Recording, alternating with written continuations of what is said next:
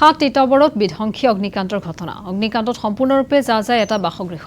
হৰিগটিয়া চাবাগিছাৰ ৫ number লাইনৰ জিতেন ৰাজপুতৰ গৃহত সংঘটিত অগ্নিকাণ্ড উল্লেখ কৰিছো ভস্মীভূত হৈছে পৰিয়ালটোৰ আসবাব যাৱতীয় সামগ্ৰী আৰু মূল্যৱান সম্পত্তি ঘৰৰ কোনো নথকা অৱস্থাতে সংঘটিত হয় অগ্নিকাণ্ড নিশা গাঁৱতে অনুষ্ঠিত কীৰ্তন পাঠত অংশগ্ৰহণ কৰিবলৈ গৈছিল জিতেন ৰাজপুতৰ ঘৰৰ সকলো সদস্য স্থানীয় ৰাইজ আৰু অগ্নিনিৰ্বাপক বাহিনী তৎপৰতাত ৰক্ষা পৰে ওচৰৰ বহুকেইটা বাসগৃহ জানিব পৰা হোৱা নাই অগ্নিকাণ্ড সূত্ৰপাতৰ কাৰণ বৈদ্যুতিক শ্বৰ্ট চাৰ্কিটৰ ফলতে অগ্নিকাণ্ড সংঘটিত হোৱাৰ সন্দেহ প্ৰকাশ কৰিছে স্থানীয় ৰাইজে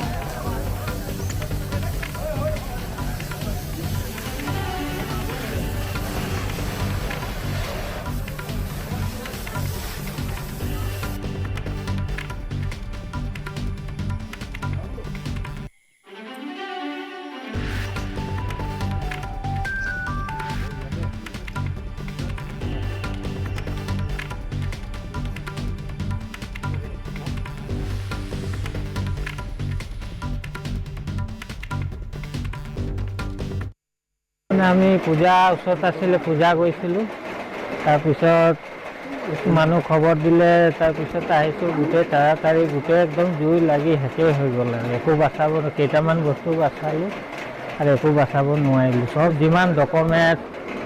ছোৱালী কিতাপ যিমান মানে পালং চালং যিমান গজে চব একো বস্তুৱে নাই মানে আৰু এতিয়া পিন্ধিবলৈ কাপোৰৰ এজন নাই মানে চব অৱস্থা নাইকিয়া হৈ গ'ল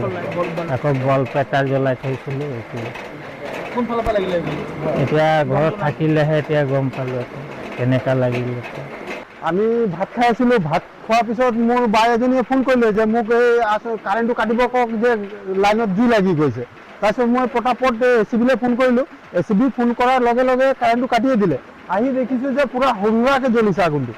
তাৰপিছত আৰু গাঁৱৰ ল'ৰা কেইজনে আৰু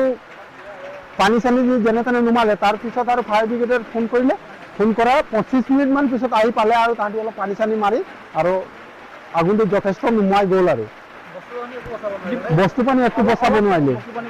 মানে যিখিনি নেকি ডকুমেণ্টছ ল'ৰা ছোৱালীখিনি ডকুমেণ্টছ আছিলে কাপোৰ এইফালে কিতাপ পত্ৰ 3টামান পালেং আছিলে আৰু গডৰেজ চডৰেজ এইখিনি চব জ্বলি